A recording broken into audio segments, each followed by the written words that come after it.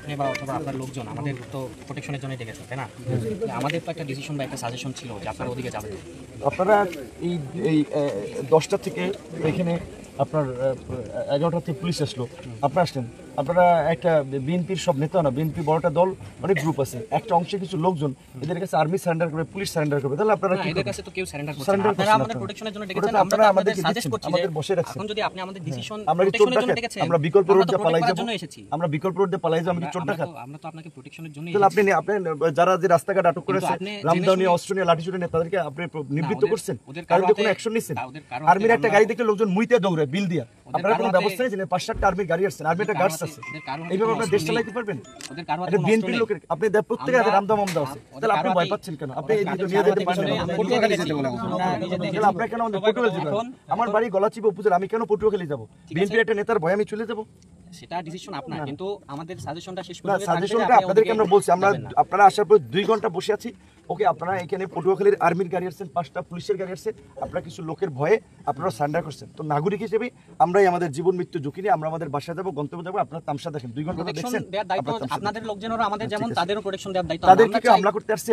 আমরা এখানে অবরোধ, আমরা তো তাহলে আমরা 2 ঘন্টা আমরা এখানে নাটক করতেছি, এখানে রংতামসা করতেছি, আমরা এখানে অবরোধ না, আমাদের এটা বাড়ি, রাস্তা থেকে আমরা সবাইকে সরিয়ে দিয়েছি, রাস্তা থেকে সরাইছেন, তো আমরা তো আপনার সাজেস্ট রাস্তা থেকে সবাই তো রাস্তায় যাবেন না, আপনি ওদিকে গেলে জেনে শুনে চিন্তা করেন যে আমি আমার বাসায় যাব না, আমি থাকি গলাচিপা।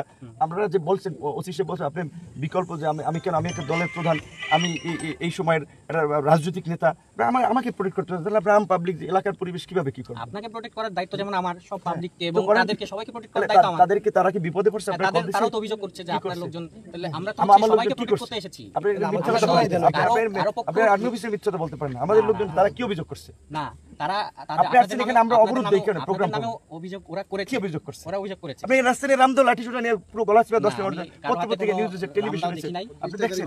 আপনারা একটা অ্যাকশনের সব মুইতে চুনে দৌড়াইতে, আপনারা কিছু করছেন? আপনারা বসে রয়েছেন এখানে, আপনারা আমাদেরকে নরম পায়, আমাদের ভাই এই রোড দিয়ে যান, বিকল্প রোড যান, আমি আমার বাসায় যাবো না, পালাই যাবো, ঠিক আছে? আপনাদের দরকার নেই প্রোটেকশন, আপনাদের আমাদের নিরাপত্তা আমরাই নিয়ে আর কি। আপনারা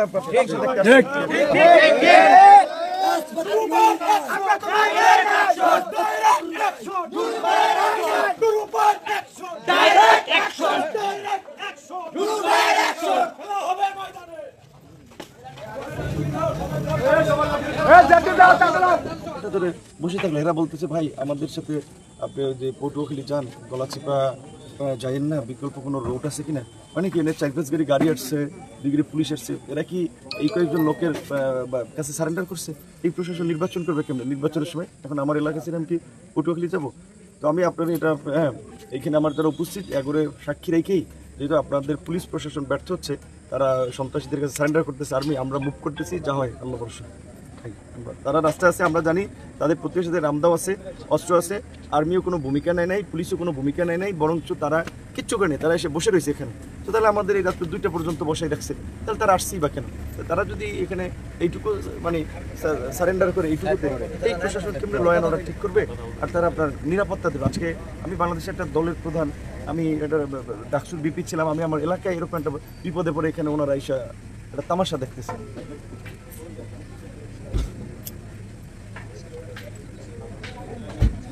ভাই ওনারা একটা অ্যাকশন নিছে, আমরা তো এখানে অবরুদ্ধ, আমরা এখানে আটক। ধরেন ওনারা এখানে যারা আমাদের পথরোধ করে একটা লোককে অ্যারেস্ট করে নিছে, একটা লোক তো অ্যারেস্ট করে নেই, একটা লোককে 2টা লাঠি চার্জ করে, তাহলে এরা রাস্তার মাঝে তো আটক করে রয়েছে রামদা মামদানে লাঠি ছোটা নিয়ে, পুলিশ কিছু করবে না?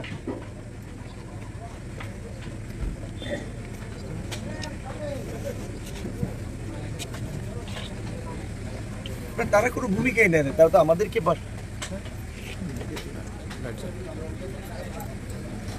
ঠিক আছে আপনারা নিরাপত্তা তো দিতে না পারলে আর কি করার? তাহলে আমাদের ঝুঁকি নিয়েই মরা বাসা আমাদের আর কি, পাবলিক আমরাই আমাদের নিরাপত্তা নিশ্চিত করার জন্য।